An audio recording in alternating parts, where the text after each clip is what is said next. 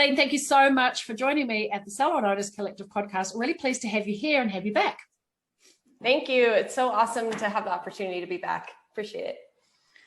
Well, for those that haven't met you, why don't you give us a little bit of a high level? Who are you? What do you do? How did you get to be doing that? Just a little bit of a bird's eye view into a day in the life of Feline. Sure.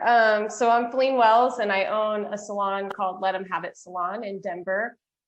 We're the third salon in the world to be a certified B Corporation. And I've been in the industry for about 19 years, worked behind the chair for most of that time. I've been retired from behind the chair for 3 years now.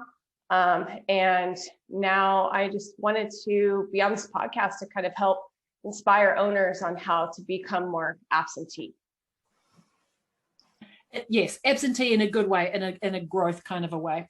Yes. And you know that this is a topic that is close to my heart. It's something I talk about a lot, but I do think it still is a real challenge to find the balance for owners between, you know, they need to fulfill the job of serving clients. It's what we got into the industry for in the first place, and actually having the time and space to grow the business. And as a result, I see too many owners feeling like the business becomes a ball and chain.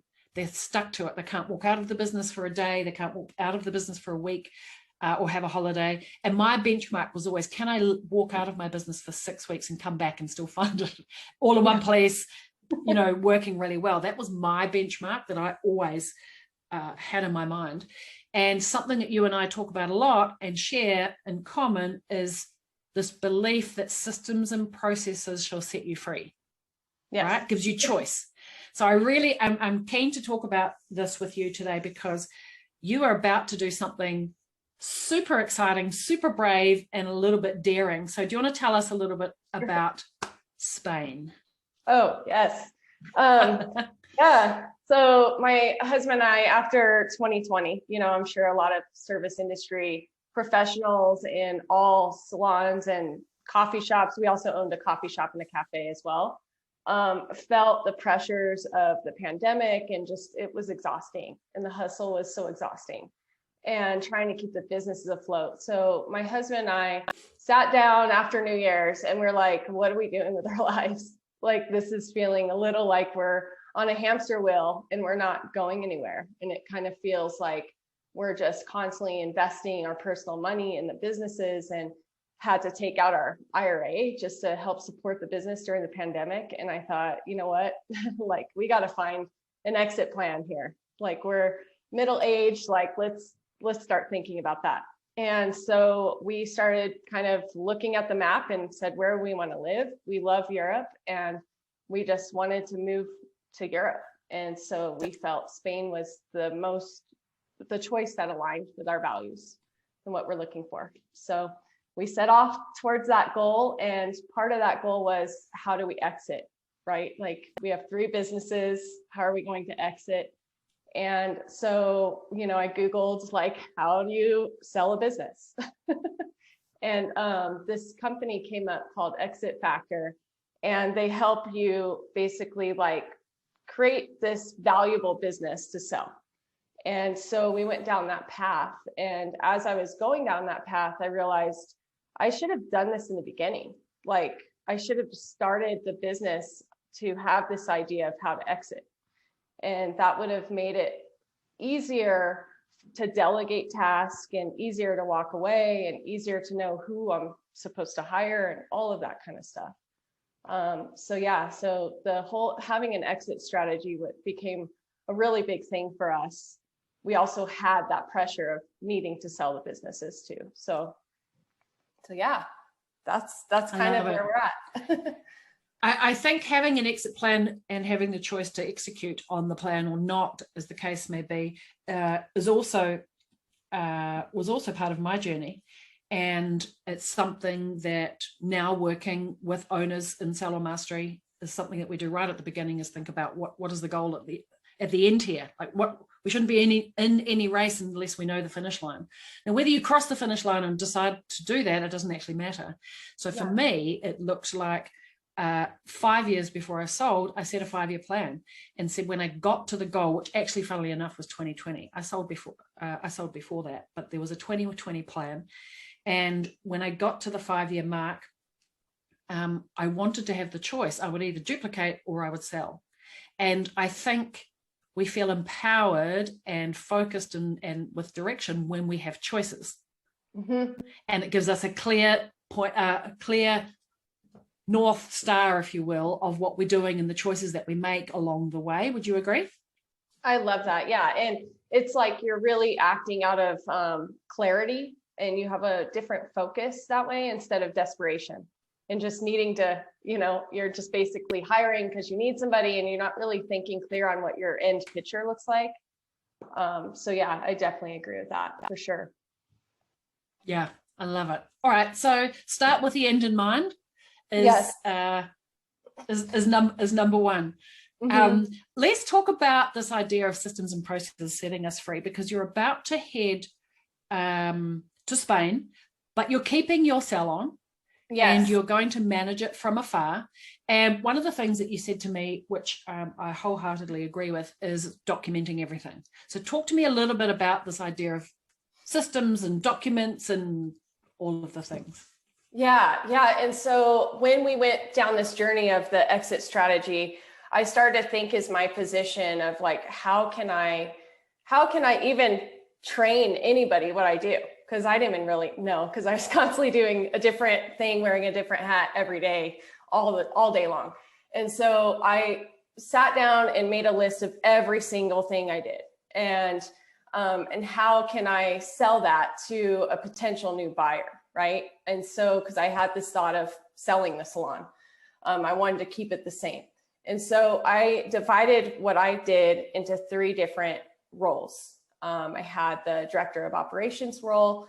I created a job description for it, job responsibilities, and then I created an interactive training manual on Google Docs that had hyperlinks to resources and had step-by-steps.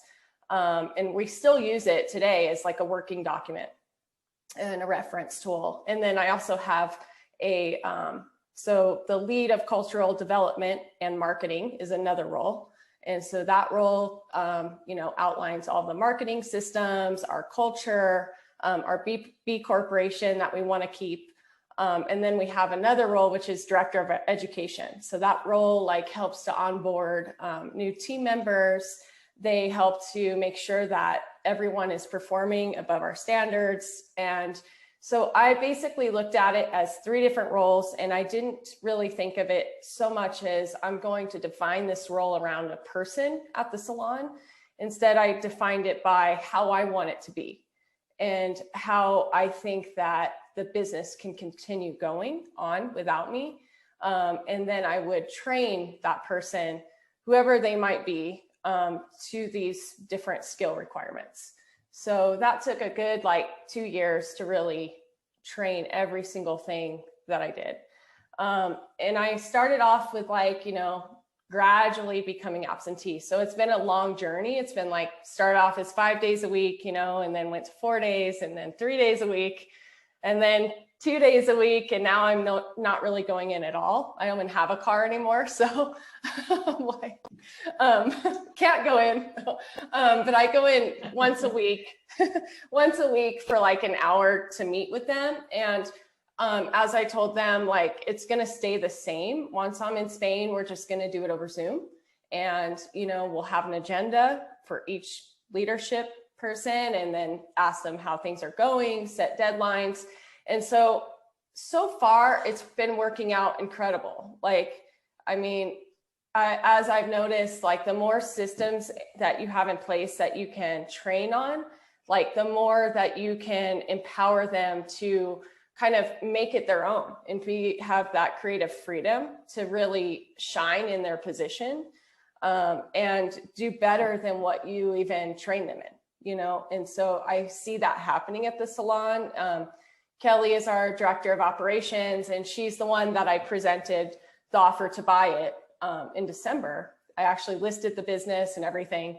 And it didn't work out for her to buy it yet. And so I personally felt like I don't want to sell it to anyone else, because I know our salon is, I feel personally like our salon is a different kind of salon where we're team-based. We're a B corporation, we're super sustainable. There's a lot of things there that I could see a business owner cutting down on, like, wages and that kind of stuff to make a profit. And so I just felt like I can't do that. I'd rather sell it to somebody that has that same love and compassion for this business. So I told her and understand. Yeah. So I was like, that's fine, but I want to make sure that I'll just do like this owner boot camp with you, like a one-on-one, like this is how to run a business. So by the time, we revisit selling, which I do want to sell in probably 3 years or so, then she'll be ready, I'll be ready, and it'll be a better picture. So that's kind of where we're at. Yeah, nice. Yeah. I really love this this comment that you made around empowering them to go beyond what they thought was possible. And I'm sure that this thought came from, or the experience you had came from, allowing people to be part of creating the process, not just telling them what to do. Would that be a fair comment?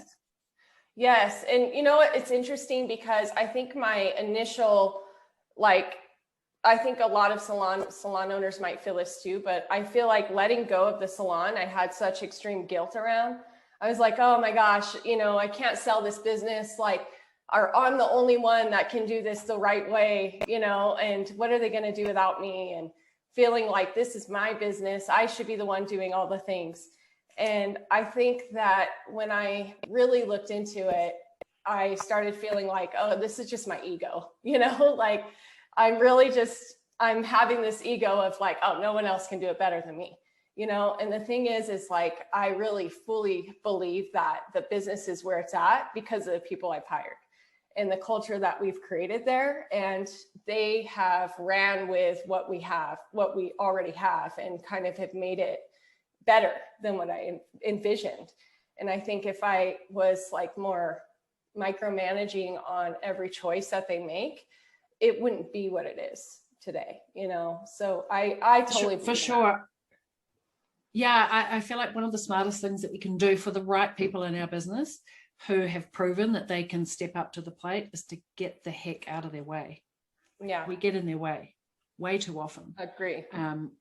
Yeah, I often get fired from some of the roles that, I've given to somebody else, and I just managed to poke my little nose back in there, and my team have to fire me and say, get out the way, we don't need you, we're actually fine. I'm like, yeah, okay, fine.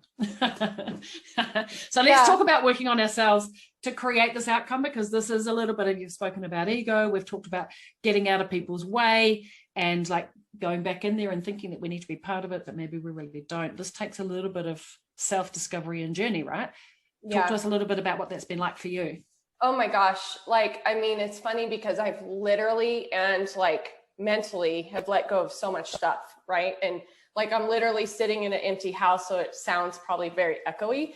But I think that it's important. I think the number one step to having a good business or anything is to work on yourself, because I think a lot of times we're the ones that are standing in the way of people being great and us being great. And I think that for me, it took a lot of self-reflection and really examining kind of what I'm doing to prevent us from letting go of this business, and letting people shine. And so I still have butt heads with myself, my Kelly also just recently, we had a hard, challenging conversation about how we need to be charging more. And I'm like, I don't think so. And she's like, just trust me on this. And so we went back and forth. And I think it's really about that. I think it's about having hard conversations with other people and being able to take their feedback on the things that you also need to work on. And just realize that you've trained them on what you want to do. And now you have to let that piece go. I think that I wrapped my salon into my identity so much that I felt like if I let that go, I'm not going to feel worthy. I'm not going to have an identity, and I think that again is ego. And I've discovered that a lot. I feel like I didn't realize how egotistic I was these past couple of years. And now I'm trying to let that go just through meditation and journaling, and also just like watching how the salon is and how they feel when they can accomplish something that they didn't know they could accomplish, you know? So I think too, when you have distance, you have perspective. Yes. You know, when you're in the goldfish bowl, we can't see what's happening. We get too tied to it. We're right in the weeds with it. As soon as you get to step back from the business a little bit. Now, even one of my goals for all of the owners in Salon Mastery is that they work on their business more than they work in it. And yes. I think that's a really important metric, because you need to have the distance and perspective from the business to be able to see it as a whole and what it needs next. It's its own living, breathing being. It's not you. That's really hard to do sometimes. And when you're there daily doing the grind, there's no gap, there's no distance to have that perspective. So I think it's really empowering to what you've done. And, you know, you're only going in there once a week, but you're seeing, you know, you've got people reporting the information. You can make really, I think, more empowered, smart, logical, data-driven decisions and not emotive decisions. Would that be a fair comment? Yeah, definitely. And I think the hard part is, like you're saying, when you're working on it constantly, it's hard to break away from that cycle. And so even though I was at 3 days a week and then going to 2 days a week, I'm still like checking on the numbers and checking on the calendar and like, how are things going? And it took quite a bit of discipline for me to outline each day of what I'm going to be working on for myself. What hobbies will I be working on, so that I was not in the business, and how would I occupy my time, you know? So yeah. I love that. I'm going to ask the question now. So what have you filled your time with? Because I know that you and I are not alone, but you create some space in the gap, especially when your whole identity in life has been established around your business, and then there's space and it feels wrong and empty, and I call it the gap, right? And we need to be a little bit intentional about what we fill it with. But you've got to think about it, and you've got to just, who am I? What do I like? Yeah. I've got from my office right now, I can see a tennis club, and I look down it and I go, am I a tennis person? I'm not sure if I'm a tennis person. I think I'm not a tennis person, but like, would I be? It's kind of cool to be able to redecide who you are and what you want to do in your other life outside of your business. So I'm keen to know, what was that experience like for you, and what did you fill it with? Yeah, it's really interesting. Well, I think, you know, I've had a lot of identities for a while, because I'm like, okay, I was, you know, doing hair, and then I stopped doing that, and I was a salon owner to stop doing that, like, you know. And so I really enjoy gardening. It's like a huge passion of mine, and I didn't know I would love it so much. I usually would kill things before, you know, and so I'm like, oh, this is really fun. You know, and I really enjoy cooking. I really enjoy writing. I definitely have a couple books that I'd like to write. We started a blog for the property that we bought in Spain, because we bought this pretty big size property in the country in Spain, and we plan to like renovate it, and then garden and, you know, share recipes and share some of the findings that we find in this area, because it's kind of a small town. It's like not that known in Spain. And so, I mean, we found things that aren't really our identity, but just things that we, you know, my husband and I like enjoy doing. And now he doesn't really work, because he sold the coffee shop and cafe. So it's been interesting, because now we went from not being around each other at all to like being around each other 24/7. And so we've also learned how to communicate with each other, you know. I love it. Stages and phases of life. Yeah. All right. Feline, what would be a quote, a mantra, or something that's like, what's your central focus at the moment? Something you can share with our salon owners? Yeah. So, I mean, the biggest quote that I had, like, when I first started the business, a client gave me this quote, and I want to get right, so I'm reading it. But so, entrepreneurship is living a few years of your life like most people won't, so that you can spend the rest of your life like most people can't. And I feel like it's finally coming into fruition after 9 years of struggle with the business. You know, I definitely had my moments of like, you know, and I'm just going to call this quits. Like, this is not for me. And so I feel like it's finally coming into fruition. And the weird thing is like, it's coming into fruition because I'm finally letting go and removing myself from the business, you know? So yeah. I love that. I really love that a lot. All right. What about a book, a podcast, some kind of resource that you think all owners should get their hands on? Definitely your podcast, because not just because I'm on it, but I feel like it's definitely helped me be a better salon owner. And I still want to have you work with our director of operations. At some point, we will sign up with you for that. And then another thing is Herding Tigers. It's a book by Todd Henry, and it's all about how to lead creative people.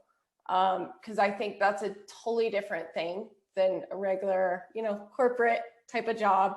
Creatives are rebels, and that's what I love about our industry. But it's learning how to kind of communicate with them. And then another one is What You Do Is Who You Are. And it's by this author, Ben Horowitz. And that was a really amazing book. Neither of them are salon books, which I like to get a lot of my inspiration outside of the industry. I always feel like if I just focus on the industry, then I keep doing the same things that everyone else is doing. So I always try to focus on other stuff. But podcast, How to Be a Better Human, and Unlocking Us. Yeah. Nice. All right. We'll get the links to all of those and put them in the show notes of this podcast so you can find them. Feline, I know people are going to want to stalk you and the salon. So what is your dub in your socials? Well, the salon is called Let 'Em Have It Salon, and that's letemhaveitsalon.com. And then my personal, if you want to follow me, is La Casa del Castano. It's it's actually the name of our house in Spain, and that's our blog. So it's lacasadelcastano.com. I love that houses, it doesn't happen here in New Zealand. I don't know about where you are, but we don't name our houses here. I kind of like that they do that. It's kind of cool. Yeah, not in Denver either. They don't name our houses. Yeah. All right. Well, look, I know you're moving in the very near future, so I just want to say my hat's off to you. You've done an amazing job. I feel like we've been through this journey with you over the last, 4 or 5 years of the steps that you've taken, and this is just the next step and the next.